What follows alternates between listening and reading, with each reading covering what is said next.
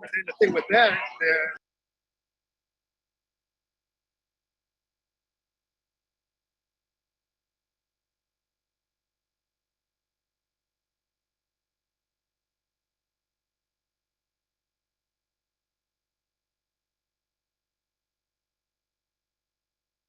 Hey, I'm in a board meeting. What's up?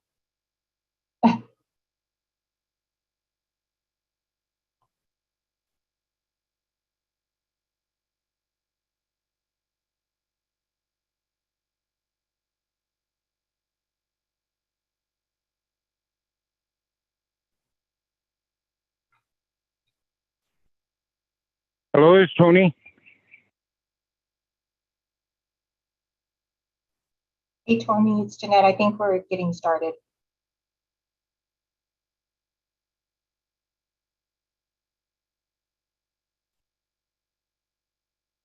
Can you hear me, Tony? Good morning, this is Tony. Hi, Tony, I can hear you.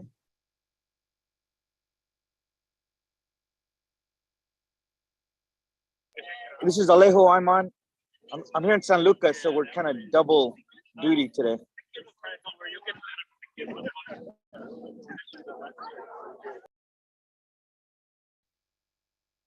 Luis, I can hear you.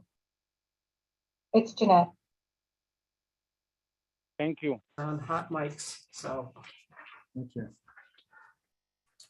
and being broadcast over through the internet. A little Series shaky, of tubes. a little shaky with no coffee. It's coming. It's coming. Hey, I try to I cover a lot counted of on things you. here. I but, counted on all you. right. Okay. Appropriate staff will be. Okay, good morning, everyone. Let's get Monterey Salinas Transit District Board of Directors meeting rolling at 10:02. Welcome, everyone. Before we get started, I'd like to let our public know that they can they can participate either in person here at our chambers, or as long as they're wearing a mask and socially distanced, or they could participate on Zoom, which they can get the Zoom website on our own website, or you can participate by telephone at 669-900-6833, 669-900-6833. Okay, next here. Okay, let's call to order and have a roll call, please. Jeanette, can you have a roll call, please? Thanks. City of Carmel by the Sea. Here. City of Delray Oaks. Here. City of Gonzales. Here. City of Greenfield.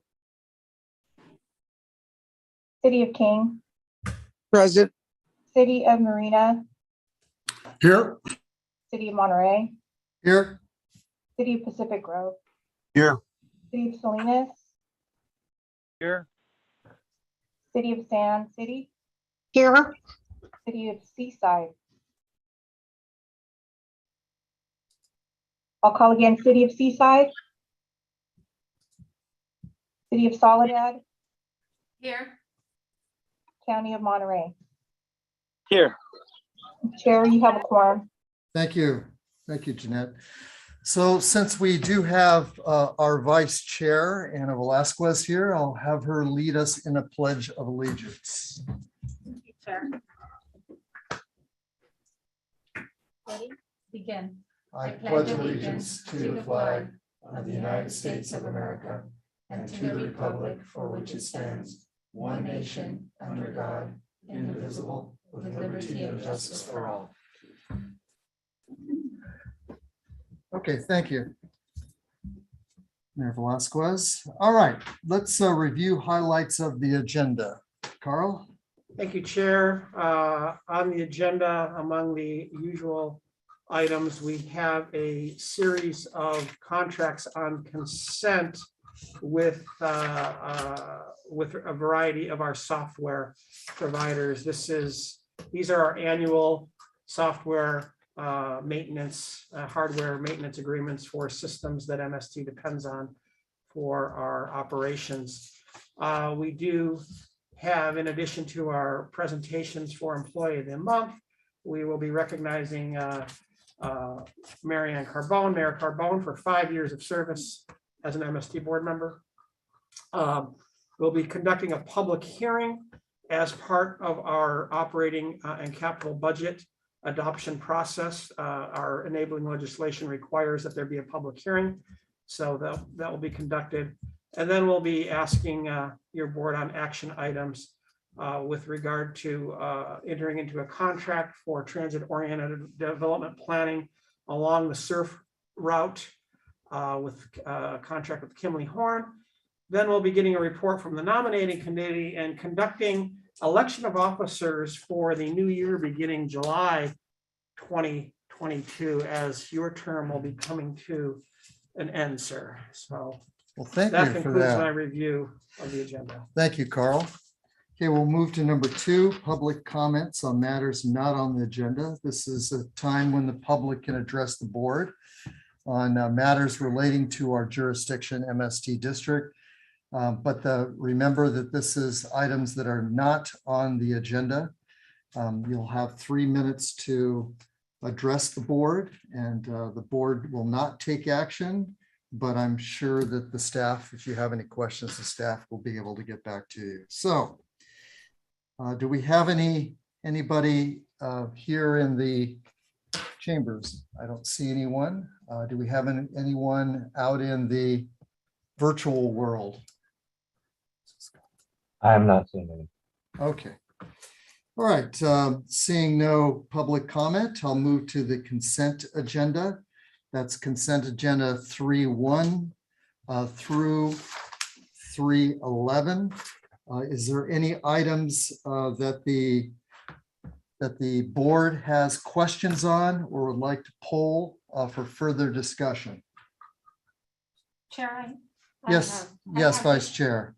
I just have a question on items 3-8, 3-9, and 3.10, just for clarity. I know that they're all 1-year contracts. I also know that part of the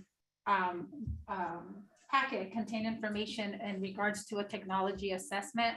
So I just want to verify, is that the reason why they're just a 1-year contract? Okay, so you're not requesting a poll, just ask No, just questions. to ask the question. Okay. We have our Chief Information Officer, Michael Coleman, present. Oh, they are a 1-year contract because that's actually what the vendor provides us with. So they basically do an annual maintenance agreement that extends and renews our contract from year to year. So that's the major reason why it's just a single year. Thank you. You're welcome. Okay, anyone else in the board that has a question, not discussion, but question? I'm looking on the, Of consent. help me out, I folks. don't Do you see see any. anybody? I don't No. see any. Okay. All right, how about on the public? Is there any questions from the public, or would you like to pull an item for discussion? I don't see anyone here in the chambers. I don't see any. There are none. No one out in the public? Okay, I'll bring back for discussion with the board or entertain a motion. So moved. Or second. Okay, the motion was by Director Gagliardi and second was Alejo. Okay, any other discussion? All right, seeing none, roll call vote, please. Director Barron, Yes. Director Gagliardi, Aye. Director Worthy. Aye. Is Director Martinez on the call? Okay, Director Labarre, Aye. Director Burnett, Yeah. Director Albert, Yes. Director Emilio, Yes. Director Barrera, Yes. Director Carbone, Yes. I don't see Director Pacheco. Are you on? On phone? Director Velasquez Yes. and Director Alejo. Aye. Okay, thank you. The motion passed. Thank you, Jeanette. So we'll move to number 4, recognitions and special presentations. For June 2022 Employee of the Month, Hector Suarez, payroll specialist as Employee of the Month for June 2022. Andrea, are you taking this over? Great, thank you. Good morning, Andrea Williams, Accounting and Budget Manager. It is a great pleasure to recognize Hector Suarez as June 2022 Employee of the Month. Hector began his career with Monterey Salinas Transit in March of 2014 as a payroll specialist. Hector was also recognized as Employee of the Month back in February 2016. Notably, Hector has played a critical role with the current implementation of NeoGov, the new human resource information and payroll system. The payroll portion of this implementation requires his payroll expertise, many reconciliations, and countless meetings. He has a clear vision and dedication for achieving the overall desired results. Hector has exceeded the expectations of the accounting department with his dedication and outstanding performance with NeoGov's implementation. I'm pleased to be a part of recognizing Hector for his excellent performance and for his dedication to all of us who depend on him at MST. Thank you. Thank you, Andrea. Carl, do you have a few words? Yeah, I don't have Hector here in person, and hopefully I'm not sure if he's online. He was going to be. Okay.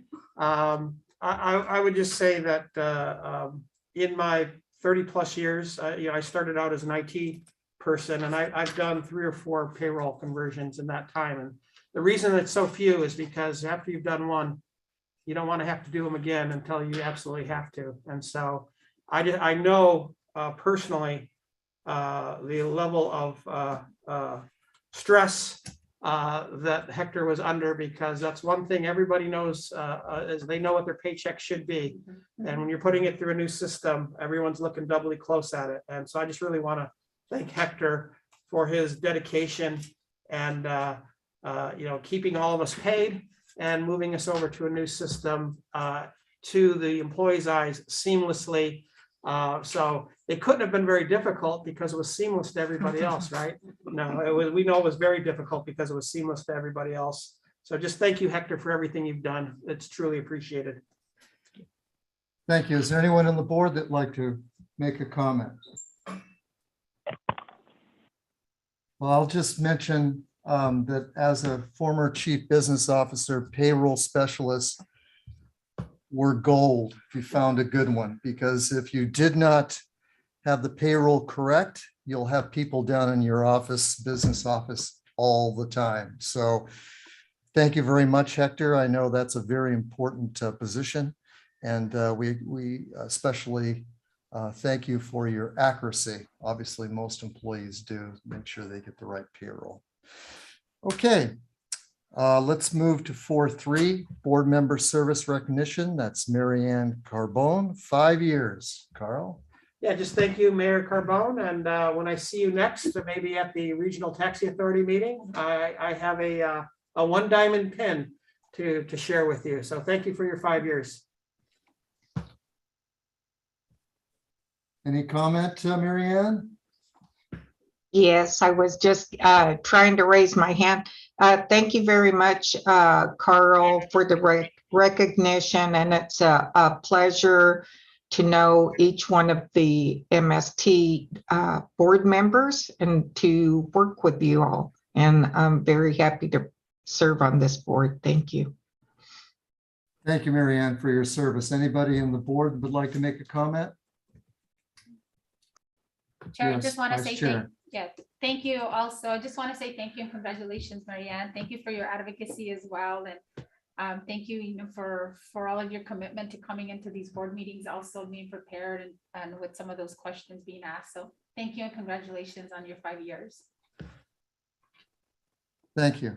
Marianne, you're always prepared. That's what I like about you being on this board. So I really appreciate you coming prepared for all the meetings. Thank you very much, Marianne. Thank you. Okay, 4.4, receive staff report on activities related to COVID-19 pandemic incident response and recovery planning to date and provide direction Great, thank you. if needed. I have my monthly report, should be coming up on your screen shortly here.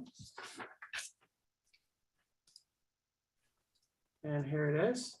Great, we can start that presentation and move to the next slide. There we go. So over the past month, we did see an increase in contacts and cases as our face covering mandate expired right as we had the latest variant, whatever it was, BA21212 or 8675309. Anyway, we had 5 cases in the past month.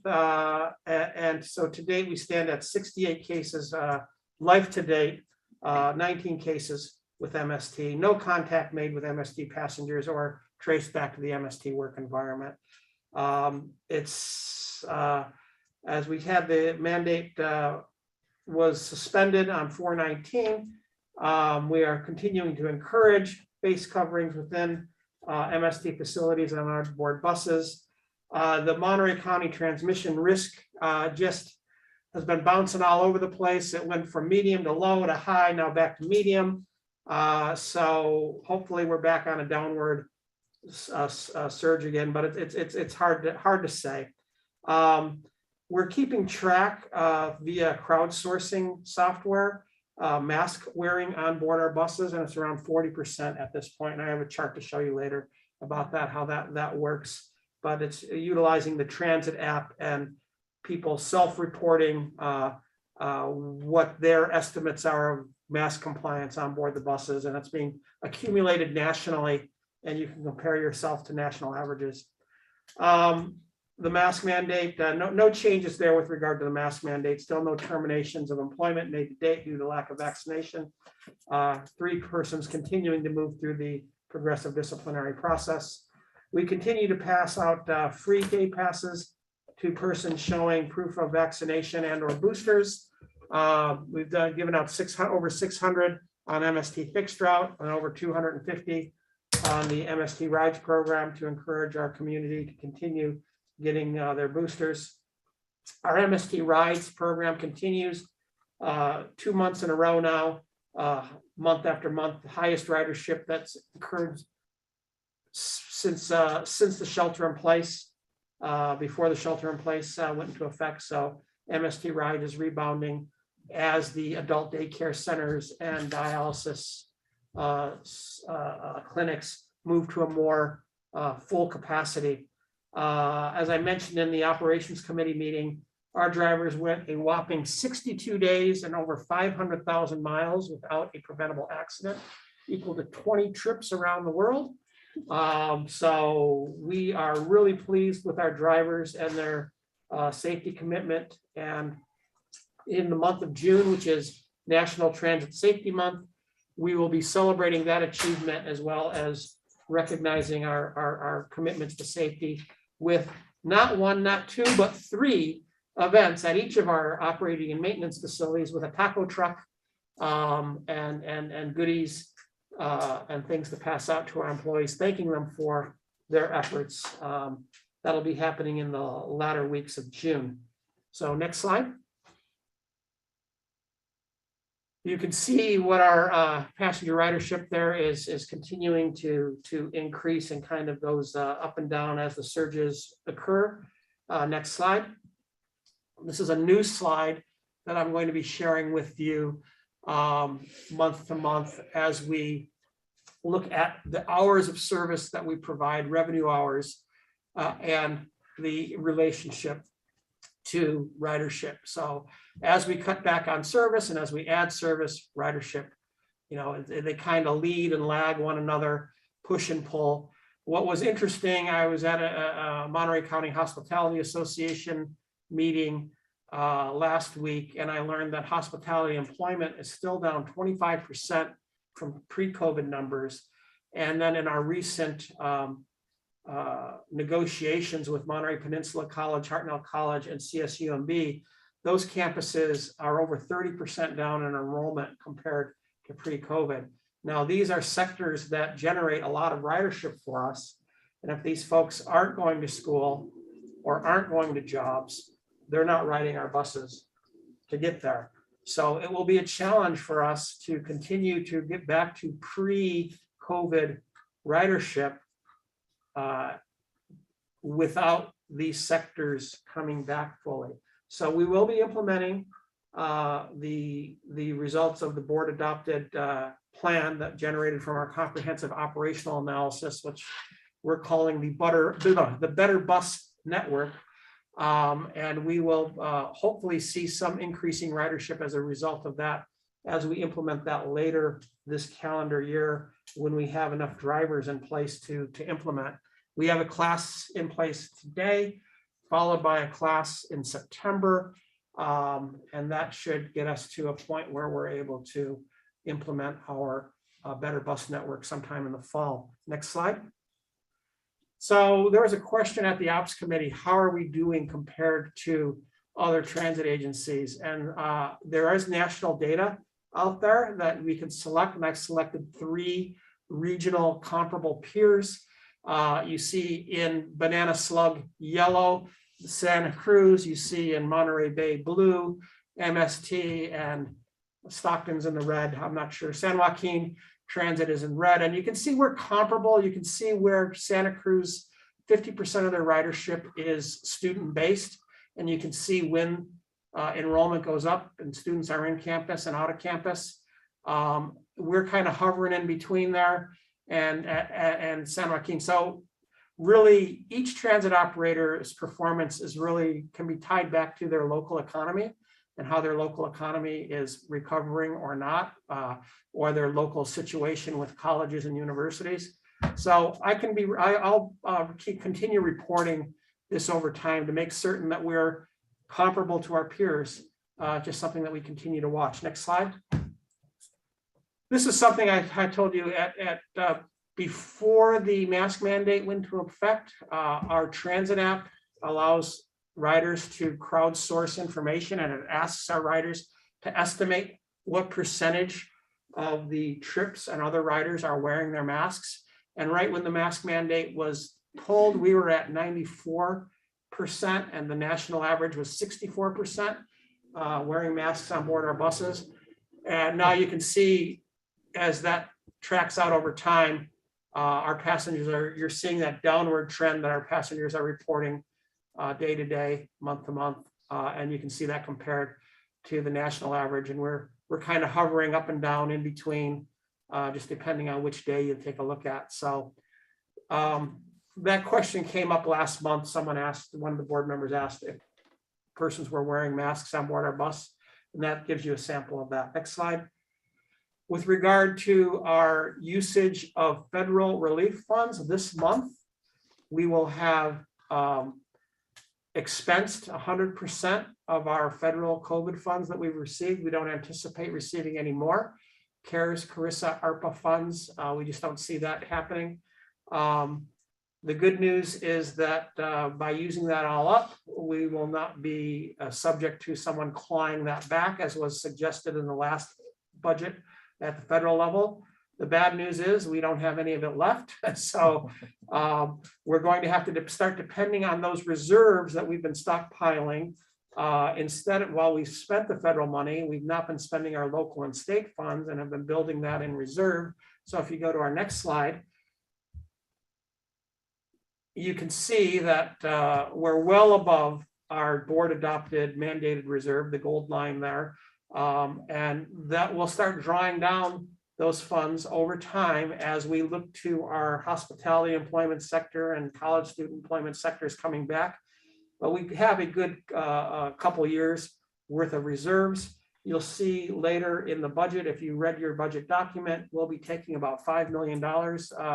We're asking your board to allow us to take $5 million out of reserves to continue our service levels at existing levels to serve the community. And we'll be doing that on an annual basis over the next several years while we wait for ridership and fare revenue to return to pre-COVID levels. Next slide. That concludes my presentation for this month. Thank you, Carl. Is there anyone from the board that would like to make a comment on Carl's presentation?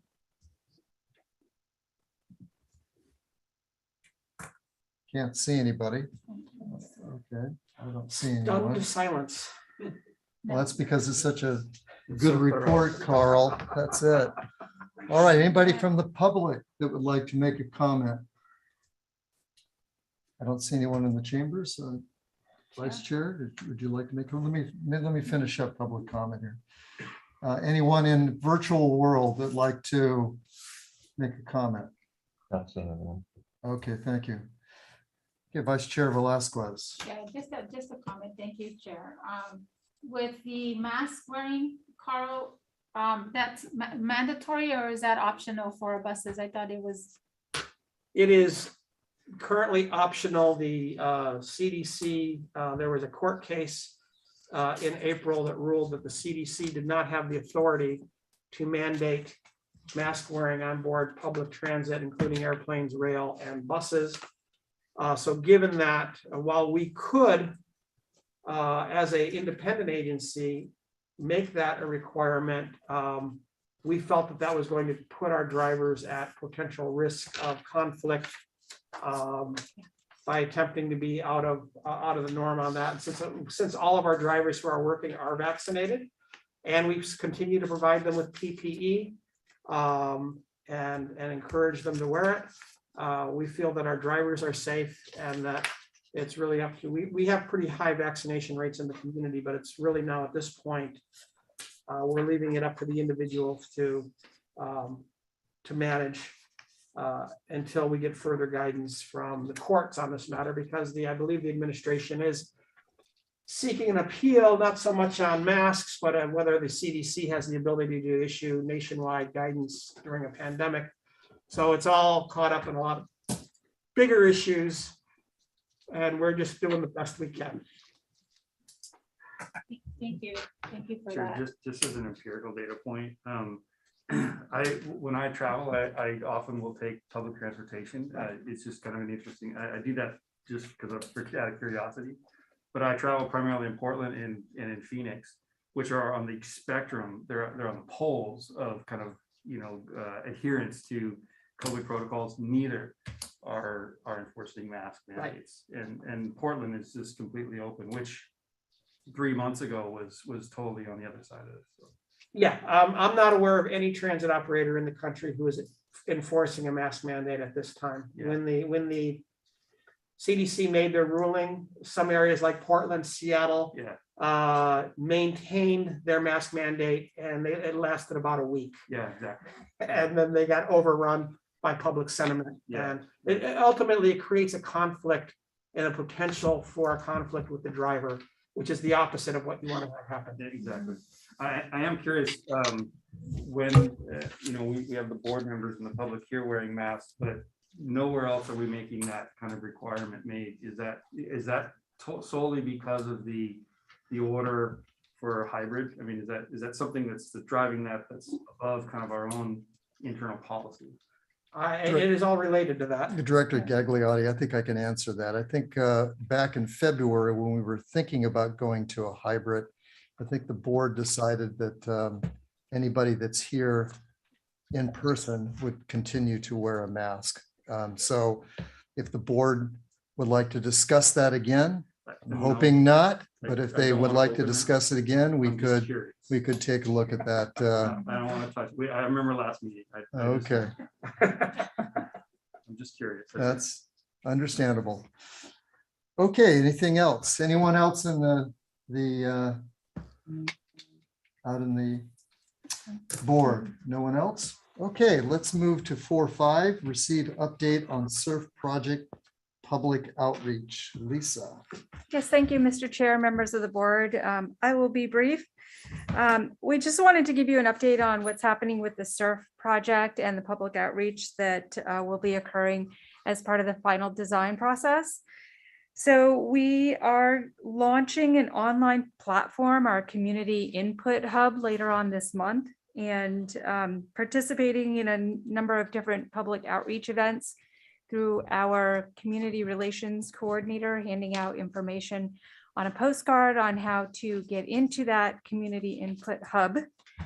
And then also hosting an open house in mid to late August when schools are back in session in the city of Marina at the Vince DiMaggio Park community area. So we'll get you some information about it via email. I'll work with Jeanette on, when that event happens so you can participate if you'd like to, but that's what I wanted to share with you today on the SURF project. Okay, thank you. Anyone from the board like to comment or have a question from staff on the SURF project? Okay, Yes. Will we get, I guess, a more detailed update on when we talk about the contract, the community home contract? Is that? On community outreach related to the final design, no. Okay. But on community outreach as it relates to the transit-oriented development pieces, I think Michelle can probably handle that. All right. Okay, I know this is on public outreach, but I'm just curious about how we're doing on the funding for the project. Yeah, we have been really busy lately in regards to applying for funds for the project. So we're going to be submitting an active transportation program grant application for the bicycle and pedestrian components of the project here this week. We've already submitted a huge grant application for the state's TIRCP program, transit, intercity rail, et cetera, et cetera. And then later this August, we'll be submitting through the Capital Investment Grant federal program. We'll be submitting pretty much the final pieces of the construction component, along with a smaller component, but a very important component through the state's environmental enhancement and mitigation program to help support our mitigation efforts with regard to Smith's blue butterfly and some of the species that would be impacted by the project. So it's a small amount, but again, really important. And we've been able to work with the Regional Park District on a site location that needs restoration anyway. So yeah, all sorts of grant applications flying to various different state and federal agencies. Thank you. I'm just curious, how much outreach have we collected so far? Oh my God, tons. We've had over 60 or 70 public types of meetings, whether it's focused just on the SURF project through the environmental process to speaking at different commissions, boards, committees, chambers of commerce, et cetera, et cetera. So that's by my count, over 1,000 people that we've connected with. And then in addition, we're doing this public outreach during the final design component. So we can get input from the public additionally for things like, what do you want the bus stop shelters to look like? What urban design components do you want to see as part of the project? Maybe there's a naming opportunity for the 5th Street station.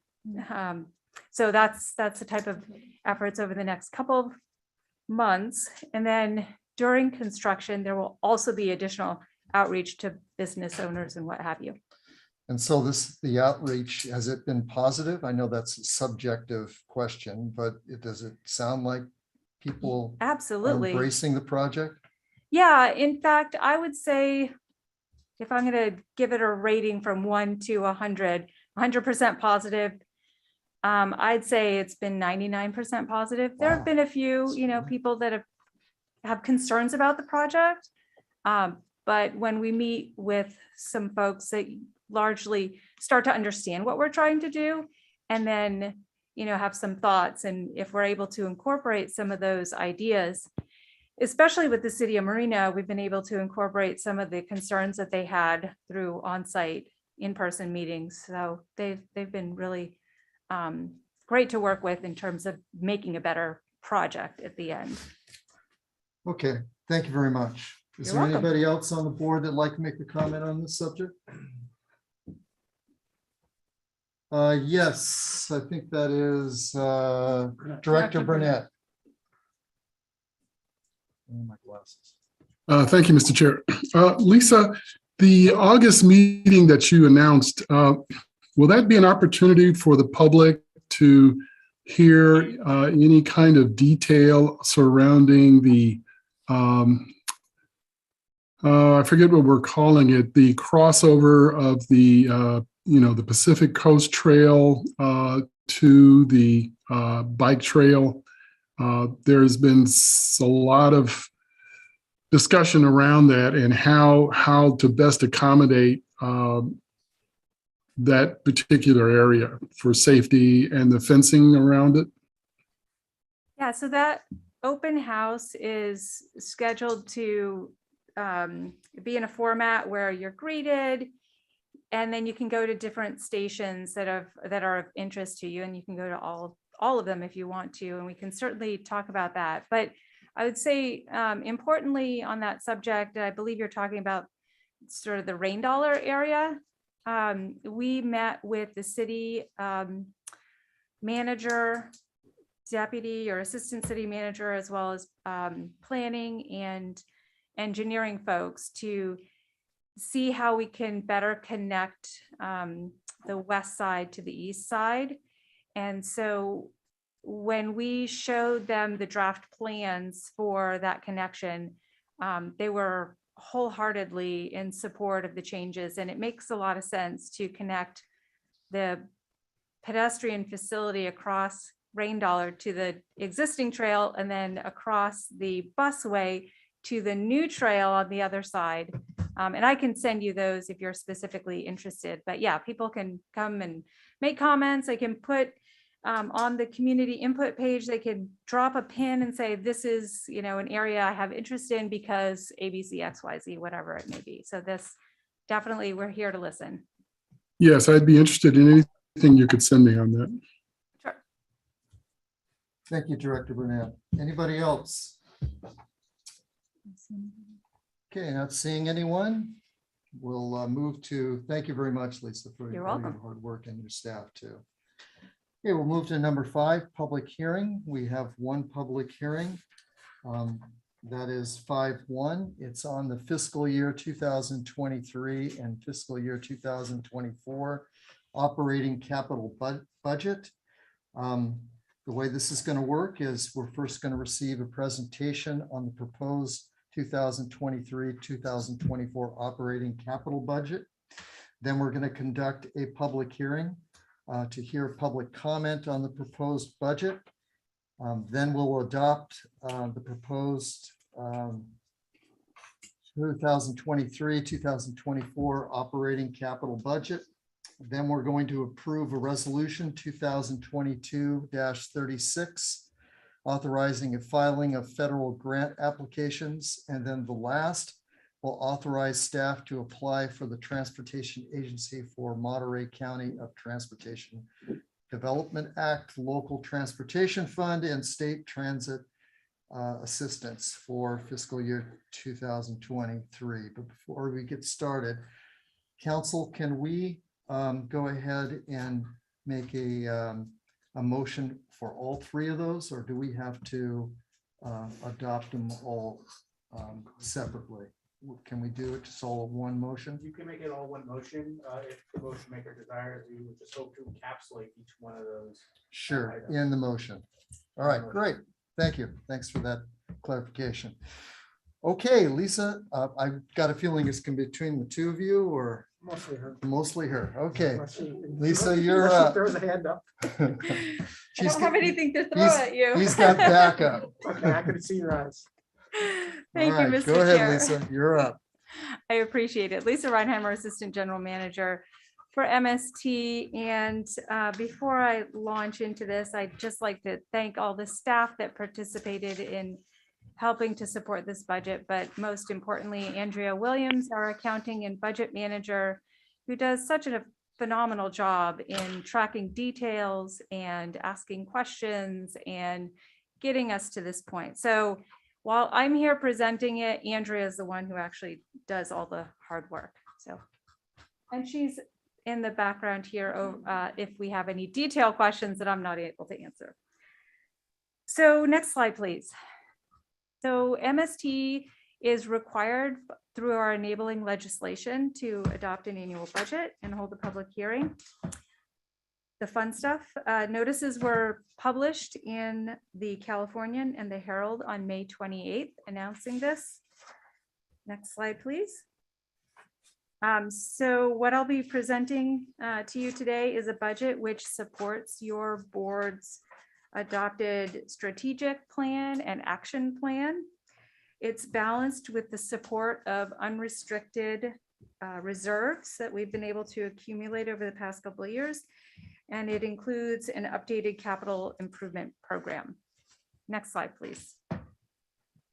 So I wanted to point out some of the highlights on the revenue side. Mostly good, but I'll point out that our partnerships are down largely due to the drop in, in-person enrollment through CSUMB and the colleges. Our military partnership is down as well. On the federal side, we are down because we have expended all of our COVID relief funds, which propped up our budget over the last couple of years. Next slide, please. So in this next one, you'll see in the bright yellow, those are all the federal aid packages that we were successful in using. The CARES, CARISA, ARPA, don't ask me what those acronyms are, but they're the federal aid packages that we were able to use. So we'll be using reserves to prop up this budget. Next slide, please. On the operating budget expense side of things, boardings are up because we are implementing the Better Bus Network. You may also remember it, it's a comprehensive operational analysis, but we need to have something to present to our public that's not comprehensive operational analysis. It needs something a little better.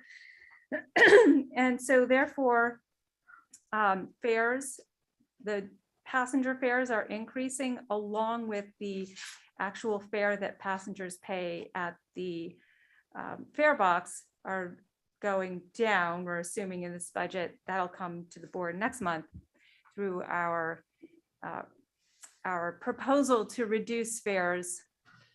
So all in all, fare revenues are up because of those factors.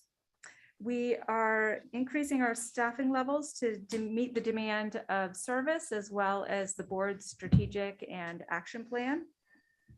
Inflation will be a key factor in this whole thing as we move forward. And we're using $5.5 million worth of unrestricted reserves to balance the budget. Next slide, please. Fuel. Diesel and gasoline fuel obviously will increase, and we've assumed that in our budget. It's very depressing as a car owner. But we are assuming that it'll increase by about 58%. Over time for our coach operators, we're assuming also increases.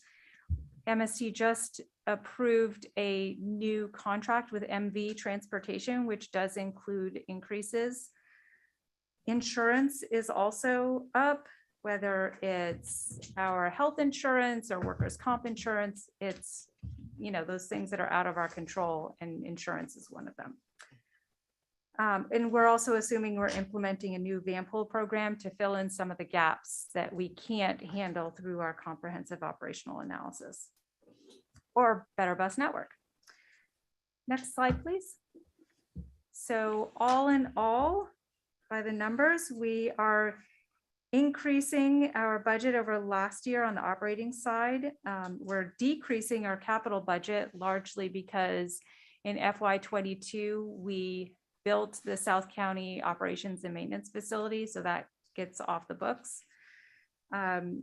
and a modest increase from last year in total of 2.4%. Next slide. Focusing in on the capital side, before the last slide is a transition, starting that transition to zero emission vehicles. We have $10 million funded, but a $7.2 million unfunded need. So our grants activities will be in high gear for that. The Surf Busway and BRT project continues in final design, as well as starting the planning efforts for a Salinas operations and maintenance facility where we're looking to combine operations that are currently happening both in Salinas, but also with the MV contracted services is on property that is leased to us by the US Army, and they want us out. So we're starting the planning efforts in that regard. And next slide was what you announced at the beginning, Mr. Chair. So I won't go through that again, and I'll stop there and answer any questions that you have. Andrea's here to help as well, and Carl's been key in directing this budget as well. Okay, thank you, Lisa. Is there anyone from the board that would like to ask a question? Can't tell.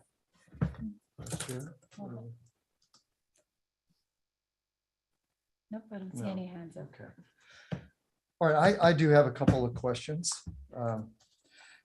One question that I asked is you were talking about expenditures going up this year, obviously, and you connected it to employees returning.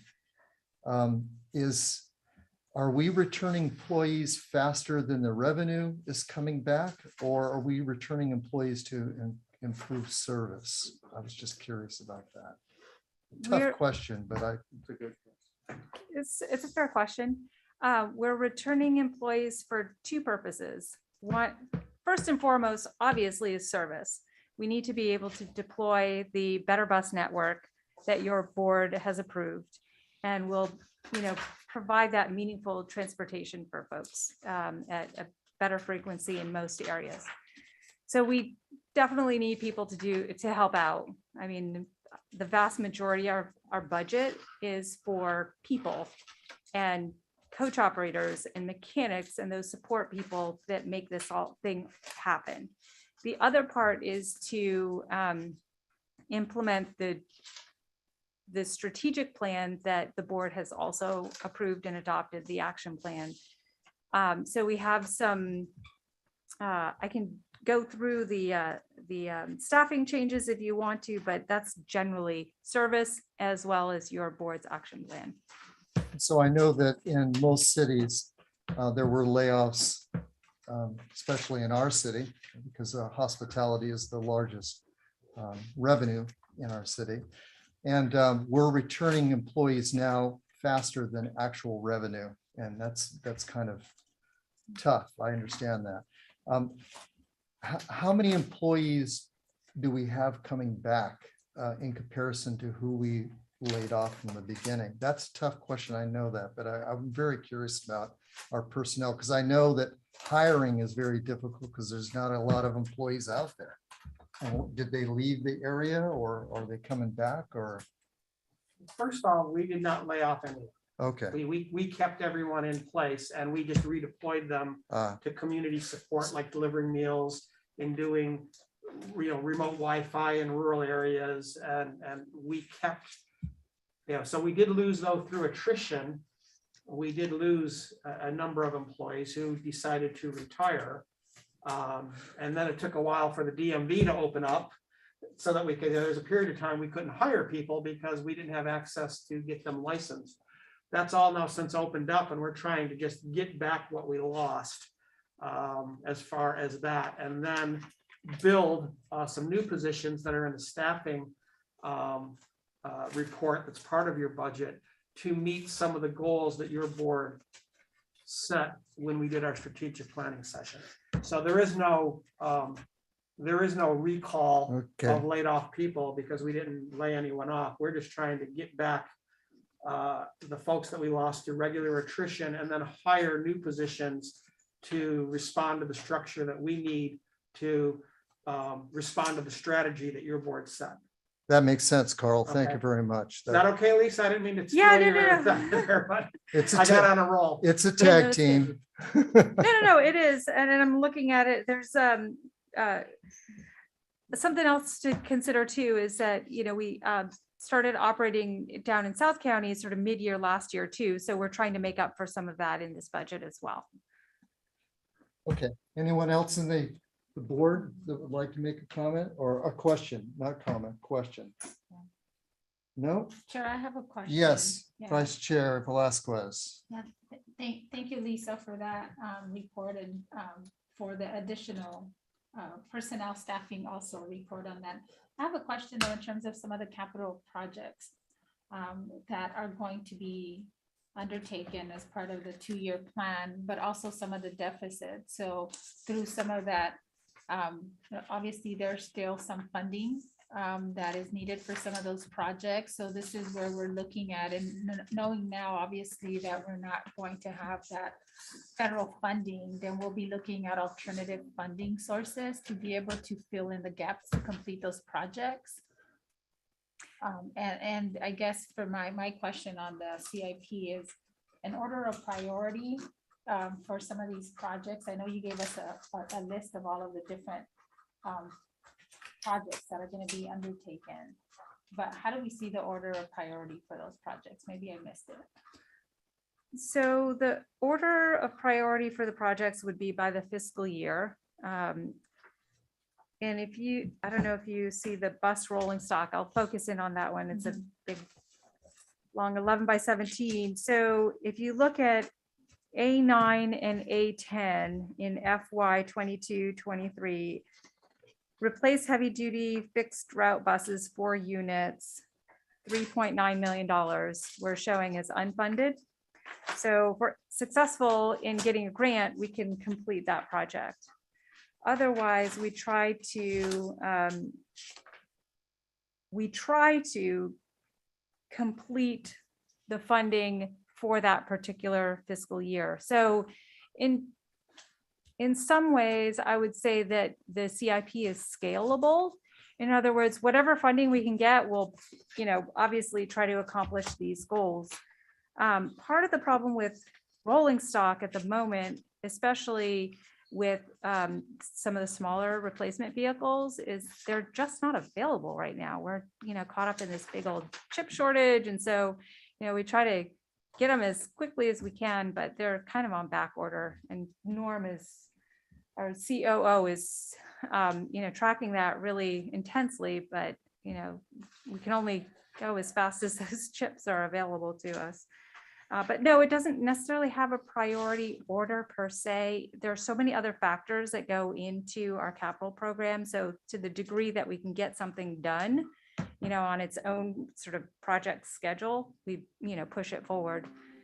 Okay. Yeah, thank you for that. Thank you for clarifying that some of the highlighted ones are those that you're looking at.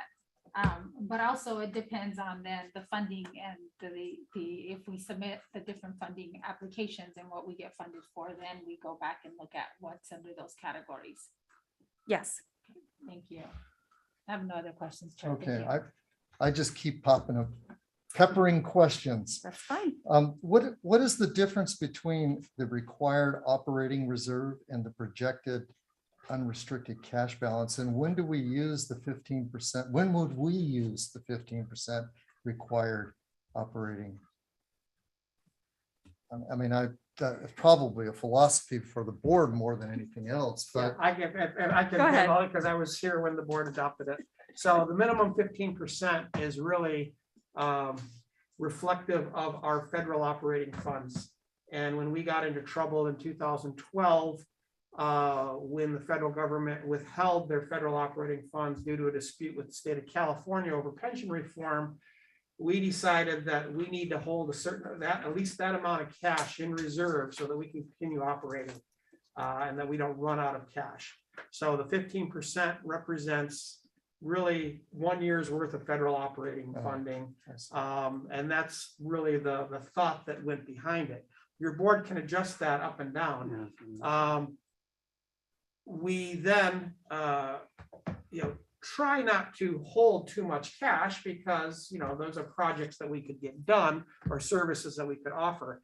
In adopting your unrestricted cash reserve policy, your board did give us priorities. If we have unrestricted reserves, there were things that we would spend in priority, first being maintaining our capital program state of good repair. So we are going to first make certain that we have the buses, the zero emission bus strategy, that goes into priority. Then we look at restoring any services that were cut, lowering fares, offering fare discounts to our passengers. And then finally, the lowest priority is to staff salary, wages, benefits. So, everything else gets taken care of first. And then if we still are sitting on reserves, then we can take a look at using that as far as staffing issues. So that was what your board adopted. At least I believe 2012-ish was the time frame that we looked at that last. So basically, the unrestricted cash balance is just the carryover over multiple years, and we just keep Yeah, keep it think of it there. as retained Got earnings. If you were a Got it. private company, our cash reserves are our retained earnings. Right, and so the required operating reserves are a rainy day fund. Exactly. Okay, got it. Beautiful. Anybody else in the board? Now just be, go ahead, John. Both Mayor Velasquez and you raised some kind of interesting points, and that is in this prioritization. And this budget is based on a prioritization that's on fiscal, but you just raised something that's kind of interesting. And then there was something that came up before, and that is in the hiring, in that empirical bus riding of different polls. Both of those systems have placards in their buses. We are hiring, Right. and I would guess this is the case across all transportation. So that raises, in our prioritization, we are looking, if we have extra monies, we would consider lowering fares, and then we would actually, our hiring demand would be secondary. Could we see that in the very near future flipping, meaning that we may want to release some of those unrestricted funds in order to, pay higher wages or whatever, to capture some of these, to fill some of these 10 FTEs that we need? So we've already calculated that into the operating expenses that you see in the budget before we calculate the end of the year cash balance. So yeah, that calculation goes into the calculus before we get to the retained earnings or cash reserves. So yes, every 3 years we do a compensation and classification study. We also do studies as we go into union negotiations, which we're going into now. Right. And so we calculate what we think the market is, Right. and use that to guide our negotiations and recruitment strategies. And that all feeds into our wages and benefits before we get to the bottom line. That makes complete sense. I'm glad you actually clarified that. I have one other question, and that is on kind of our this inflationary question. I mean, in the private sector, we're all looking at 7% inflation next year, and I'm also in construction, and copper, steel, fuel, labor, all of that is all going up. Do we, as a public agency, specifically as a transportation agency, do we have any air cover in terms of our fuel costs or anything? Is there something, because we are a public agency, that kind of prevents us from prevents us from basically being exposed to private sector kind of fluctuations in inflation? Are there programs that say you can only have this percentage increase in your fuel costs? The rest of the world is kind of bears the market constraints, but we don't. Norm, we are part of a consortium. We're part of a consortium, and we get what we, it's, I don't know if you're familiar with rack pricing. No, not at all. So rack pricing is better than, what you or I as a consumer would pay off the shelf or at the pump. So it's a little bit better. Yeah. And we take, there's a little bit there's a markup included on the rack pricing. So we get better than at the pump, but not necessarily, directly from the manufacturer to. We're still exposed to market. There's forces. no ceiling. There's no ceiling that Right. the government provides that says they cannot charge us more than X. That's right. We bear that cost Yeah. along with everything else, and we just have to guess as best we can, and we're very conservative in our estimates. Yeah. And Yeah, well, if it becomes a still, problem, we'll come back to you at mid-year Yeah, and right. say No, we need no, adjustment. yeah, I mean, the thing that's kind of saving us right now is that we're not traveling as many miles as we used to. Yeah. So, there's some savings there. And then we're also, looking at the movement of vehicles, limiting the number of miles that we travel. Yeah, no, So, I mean, yeah. with all the work that we just did and kind of making our system more efficiently and moving more people, I think that's great. And somewhat fortuitous because of that good work. But I'm just curious if there's any way to, well, you just answered the question. No, there isn't. We feel it at the pain of the pump, just like everybody else. Yeah, and there's strategies like the consortium. So the bigger the pool, the buying pool, we have more buying power than somebody else would, but it's still, we're still subject to what's happening in the market. Okay. Yeah. Okay, thank you very much. welcome. Thanks, folks, for those answers. All right, now it's time to take it to a public hearing. Since there's no more questions from the board, thank you very much for the presentations. I hereby open this public hearing. Is there anyone in the public that would like to comment on our 2023-24 operating budget? No one in, I know there's no one in the chambers. Anybody else? Not seeing anybody on Zoom. Okay, if there's no one, let's look one more time just to be sure. I don't see anybody. Okay, great. Then I close this public hearing.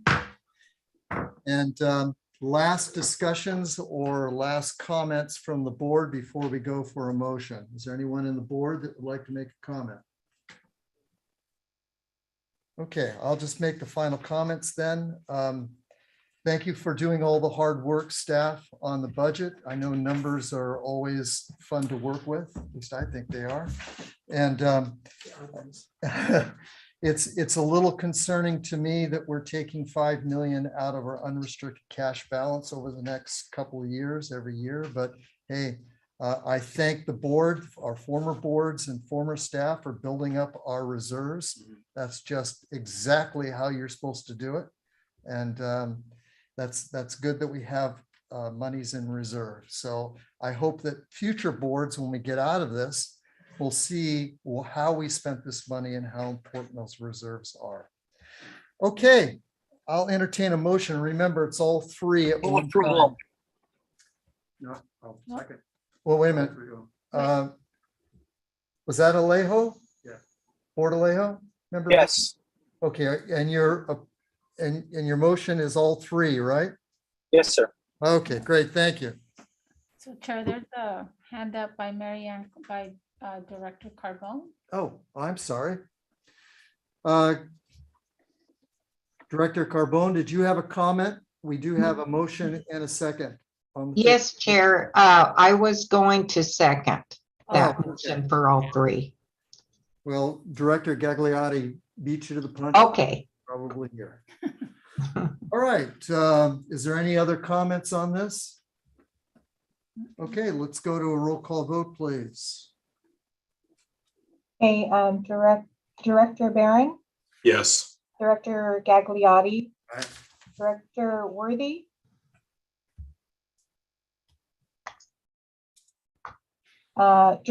Director Worthy. Okay, Director Labar, Aye. Director Burnett, Yes. Director Albert, Yes. Director Emilio, Yes. Director Barrera, Yes. Director Carbone, Yes. Director Velasquez, Yes. and Director Alejo. Aye. Okay, thank you. The motion passed. Thank you very much. One moment, please.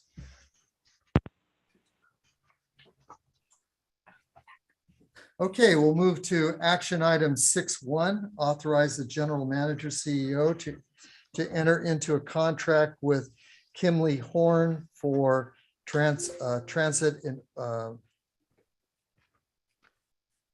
development planning study in an amount not to exceed $493,498 with $12,752 project contingency. Right, thank you, Oh, Chair. yes, I'm sorry. Go ahead, Michelle. I had a lapse there when you don't have your glasses. Good morning, Let's Chair see. and board members. Michelle Overmeyer, Director of Planning and Innovation. This is item 6.1 on your agenda. MST has been awarded a federal grant to plan for transit-oriented development at key nodes along the Surf Busway and Bus Rapid Transit project. Transit-oriented development includes strategies that link land uses with public transit and active transportation infrastructure like trails and bikeways. It also includes strategies that reduce parking requirements, so developments are more cost-effective and enables us to be more sustainable with our environment.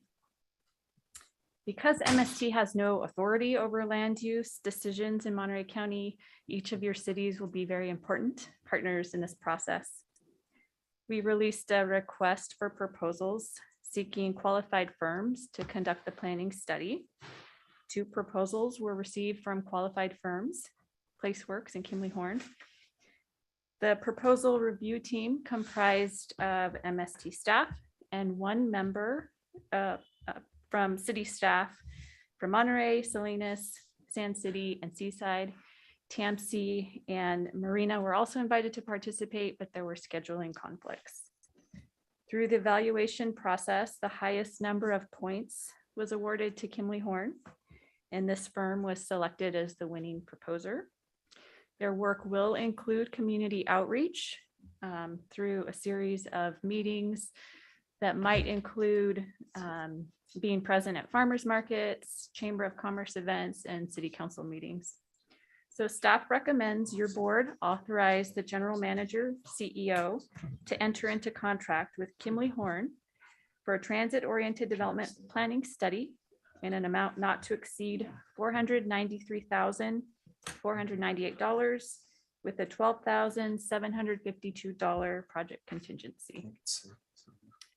That concludes my presentation. Thank you, Michelle. Is there anyone, any questions from the board? I had one. Okay, It was on the funding, the total not to exceed amount is in the 400K, but we have a, I guess, a personal liability, or not personal, we have a liability, or we're exposed to 100K, right? We have to put up $100,000 for that. So the federal grant will fund up to 80%. Yeah. And then MST has to match up to 20. And that's The bids came in a little bit lower than that amount. okay, but that 100K, that's on us, right? Meaning that, yeah, okay.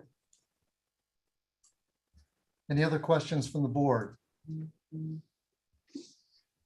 Okay, seeing no questions from the board, let's take it out to the public, see how the public feels about this action item. Is there anyone in the public? No one in? No, I don't see any.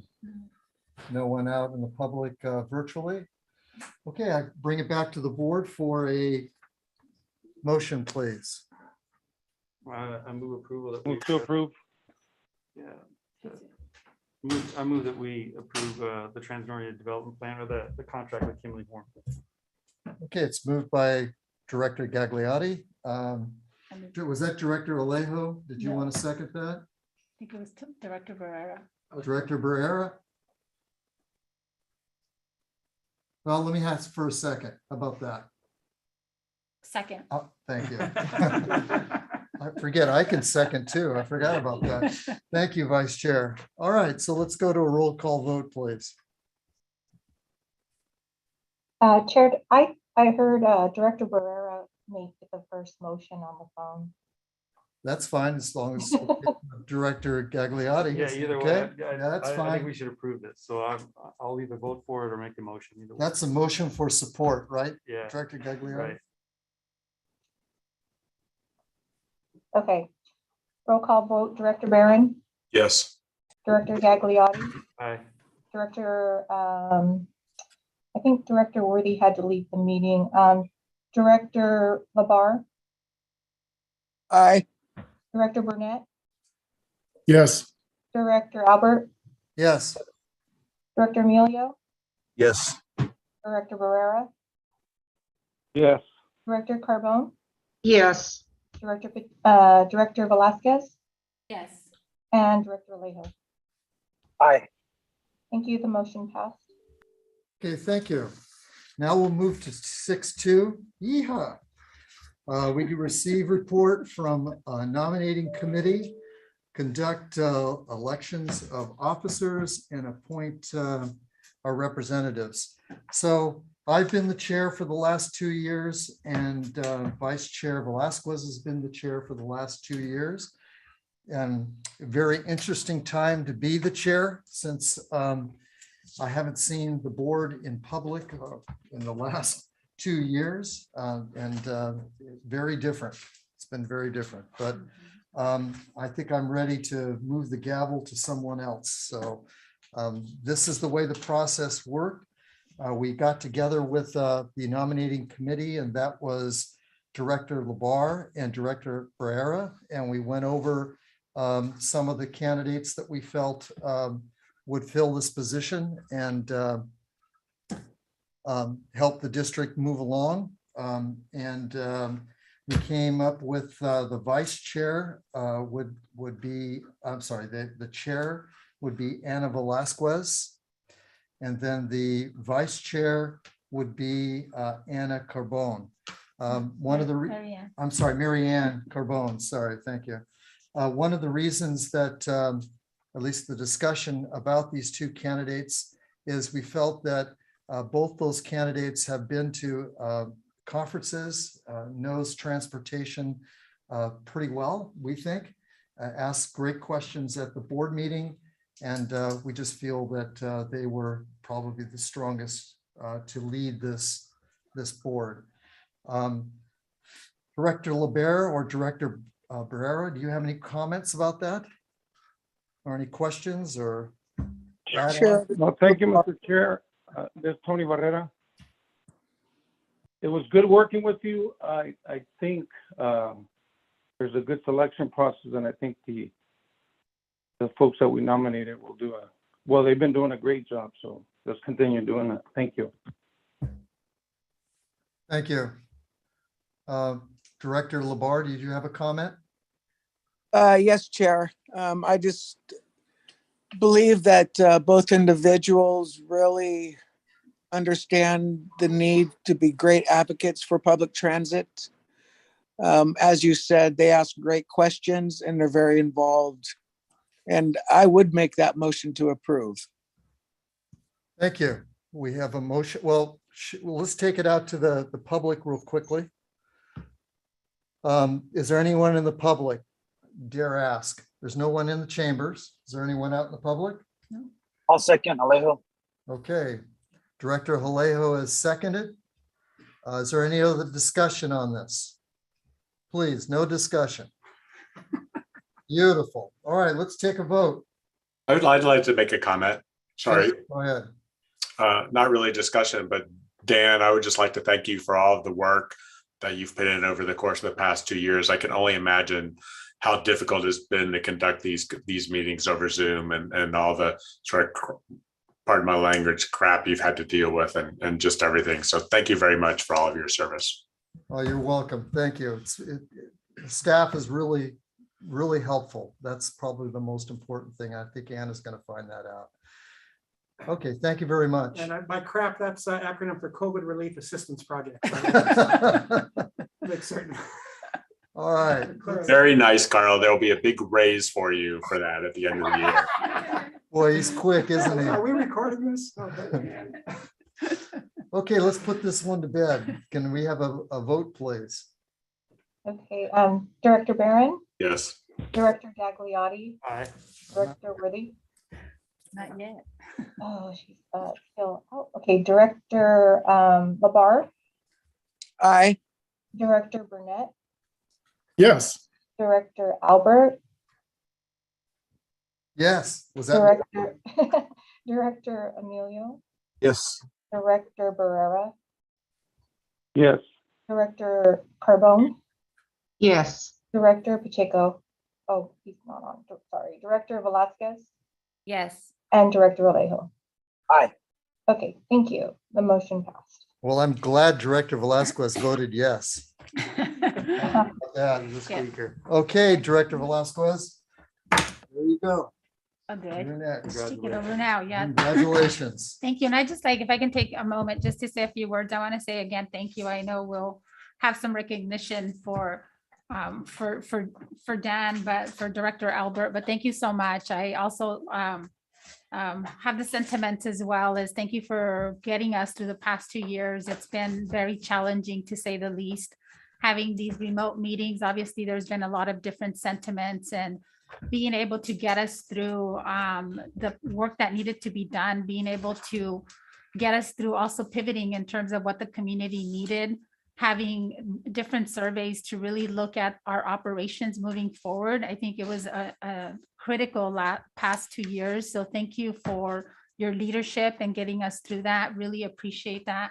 And I'm honored and humbled to be able to continue with the work as we move forward now into the recovery phase and looking at what that's going to look. We obviously know we still have some challenges ahead of us, but with the understanding as this pandemic has reflected many different inequalities and disparities, that transit is one of those that we really need to make sure that we continue to advocate for and support, especially for many of our areas in Monterey County, whether it be our rural communities that have a lack of access to transportation, or whether it be some of those areas where we have a lot of the tourism, and that's really needed as well. So looking forward to working in partnership with all of the directors and looking forward to working with Mayor Marianne Carbone as well. So thank you.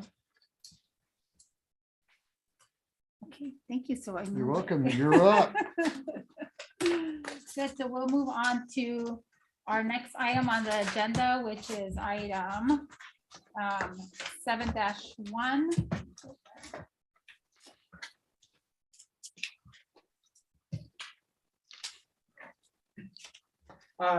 My general manager CEO's report. You have the report on items from pages 137 to 175. You received my monthly update. I'd be happy to answer any questions. Okay, directors, is there any questions on the reports and information items? And that's 7-1 through 7-5. Okay, I see none. Let me take it out to the public. Is there any comments from the public in regards to reports and information under item 7-1 through 7-5? Okay, seeing none. I do have two quick things, one under federal and one under state. That's new information that came to us over the past couple of weeks. One is that Congressman Panetta has submitted $1 million community funding request for MST that was accepted by the House Appropriations Committee for zero emission bus technologies.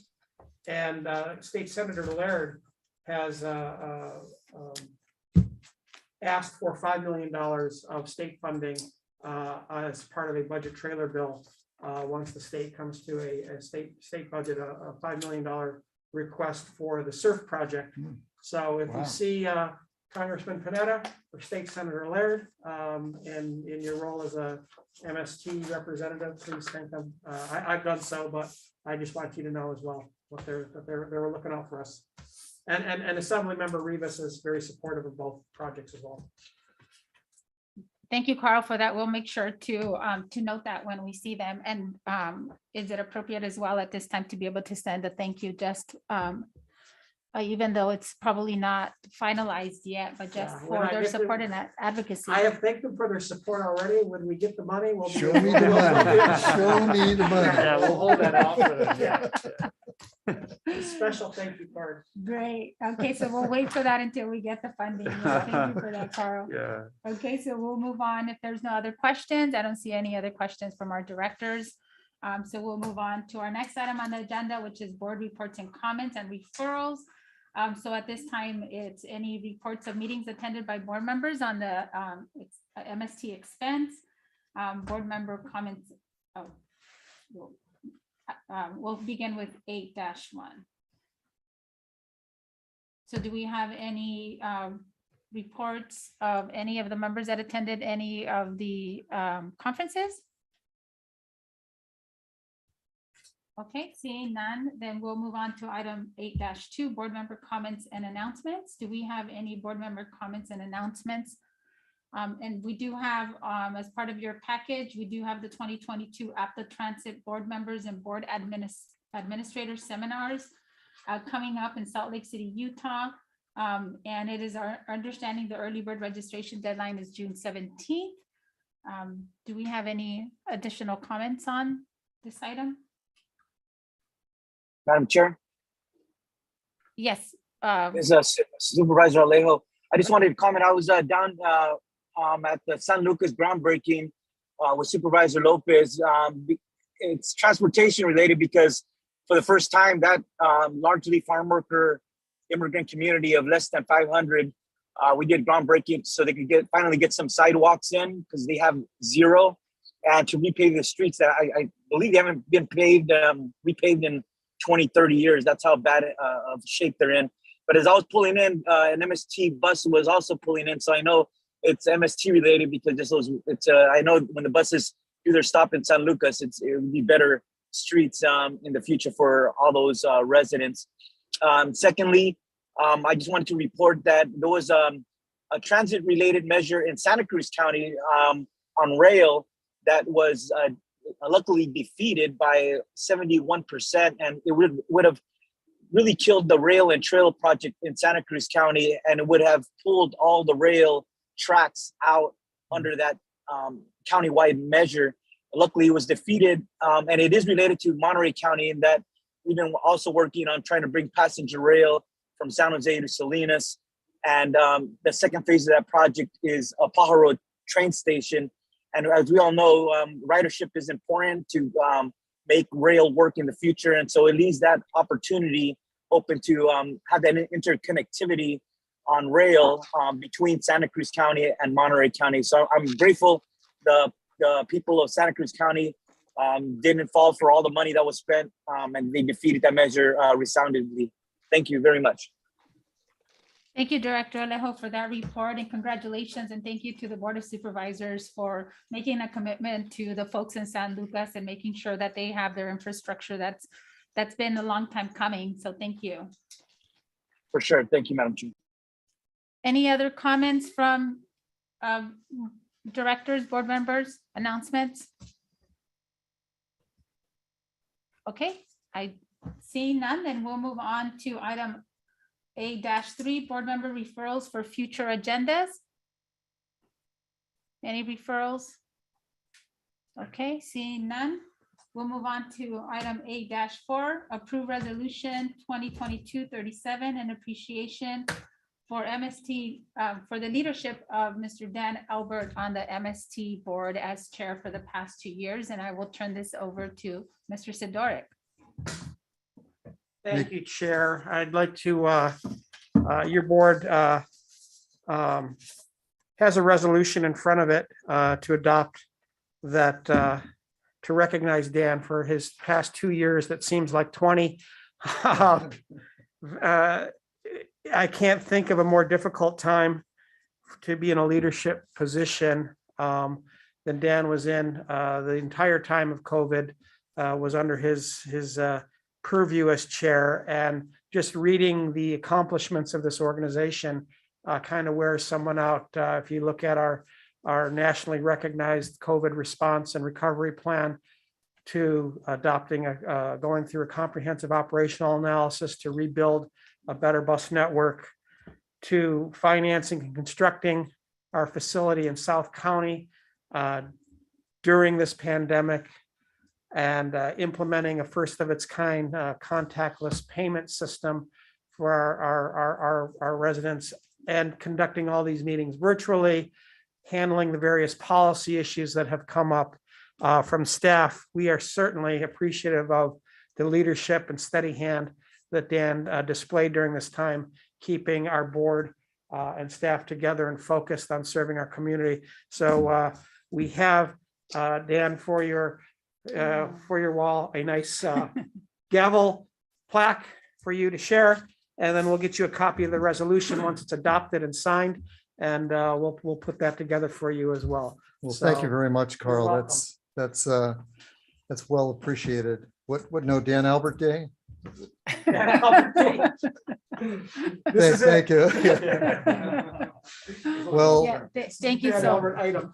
yes, thank you so much, Carl, for that, and thank you. I know that, obviously, as you stated, I mean, it's been a challenging past 2 years, and so much has happened, and through the leadership of Director Albert, we've been able to push through to some very contentious conversations on the board. Moving forward, though, with in mind our the needs of our community, the needs of our passengers, the needs of our different staff as well. So thank you so much for your leadership. So I'll open it up to see if there's any of the directors that'd like to make some comments. And I think Director Galgiotti, I'll begin with you. Oh, well, I only got to work with you for just this 1 year, but I've been on other boards with you. And so it's always a pleasure to work with you. And, to kind of build on something that Anna just said, is that you do have this kind of magical ability to kind of take very contentious conversations and keep them moving forward. You let us all say our piece, which I think is really important, but then you have a nice way of kind of bringing us back and saying, okay, you're done. And so I really appreciate that. And that's it. For me, it's a key learning. So thank you. thank you very much. Yeah, thank you. And we do have Director Labar. Thank you, Chair.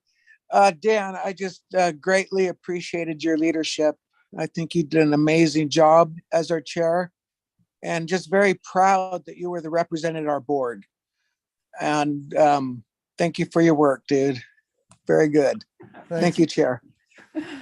Yes, thank you, Director Labar. So Director Carbone. Yes, I just wanted to thank you, Dan, and very proud of your leadership here at MST as well as other boards. Thank you. Thank you, Director Carbone. Director Emilio. Thank you, Madam Chair. Dan, I just want you to know I'll be voting no on the resolution. Yeah, thanks a lot, Dan. Appreciate it. I don't think we had a voter. Thank you, Director Emilio. Any other directors? Okay, well, yeah, just any comments? I have one last comment if nobody else on the board wants to comment. Perfect. Thank you. Well, I wanted to say again, thank you very much to the staff.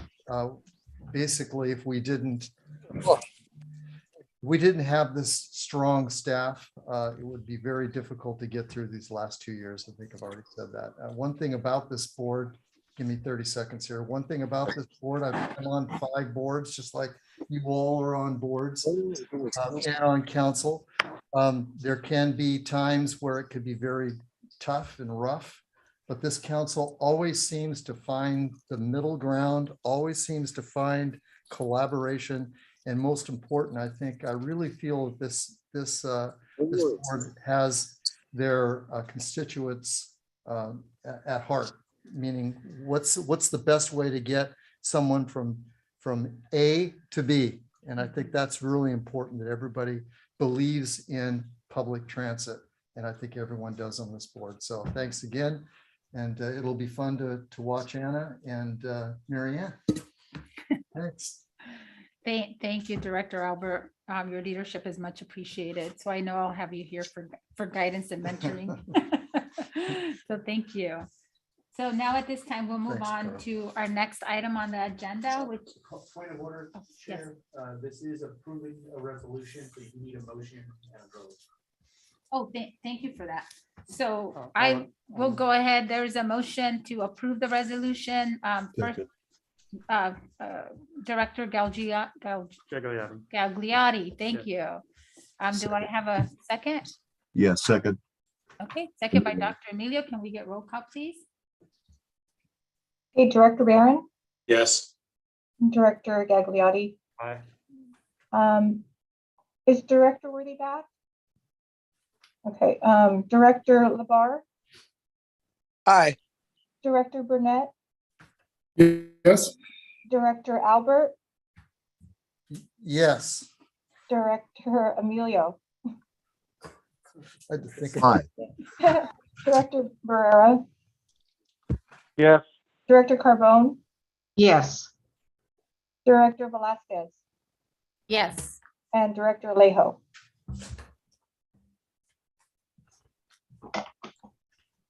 Is he on? I think he might have logged off. Okay, thanks. All right, well, the motion passed. Thank you.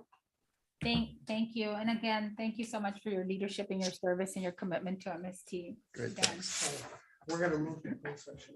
Yes, so we'll move on. Our next item is closed session. So members of the public may address the board on any matters related to our closed session. There's a limit of no more than 3 minutes for each speaker. The board will not take any action or respond immediately to any public comments presented. May choose to do so at a later time. As matters permitted by government code section 64956 of the state of California, the board of directors may adjourn to closed session to consider specific matters dealing with personnel or pending possible litigation and are conferring with the board's Mayor Melius Brown Act representative. Today, we have two closed session items, 9-1, significant exposure to litigation pursuant to 54956.9B. One case, Francisco Martinez versus Monterey Salinas Transit District Court and case number not assigned. And 9-2, conference with legal counsel pursuant to 54956.95, authorization to settle permanent disability and future medical for Isabel Carrasco, claim number MST-18-0015. So at this time, we'll adjourn to closed session and we'll be back to the regular meeting for adjournment. They're gonna go into closed session. We're gonna go into the conference room 110 where there's more talking. Okay, we're going Yeah, to. we're going to 110. Oh, okay. Thanks, Sam. Oh, thank you. Okay, we'll make sure. Thank you. I'm trying to write my notes as you were So speaking. we'll just have you sent back electronically. Oh, yeah. This is an easy board. You know what? I know, man. It really is. I mean, wait another board.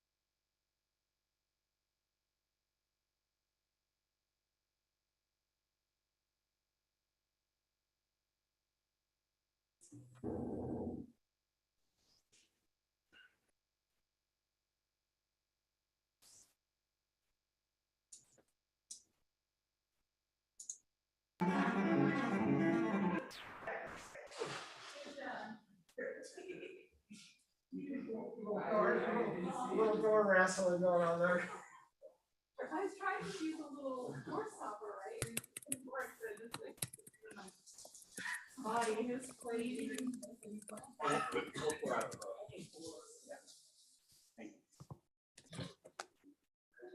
Here's Director Carbone's next there. We'll start. I know, I need to start wearing mine when I come to the meetings, huh? Okay. It'll be here. Okay, that's great. We'll mail it to her. Or maybe Thanks, she'll Paul. get it for the- What's that? The water. Oh, yeah.